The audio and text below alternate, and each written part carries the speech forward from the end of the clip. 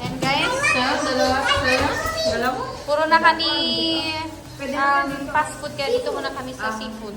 Guys, nandito kami ngayon sa Cebulacion House. Mga untabay, yan. May seafood nga sila dito. Boiling bucket. Dito sa boiling bucket. So, dito kami guys sa boiling bucket. Yan guys, oh. With my children and my husband. Hi guys! Uy, nagpatayin siya! Kami picture na.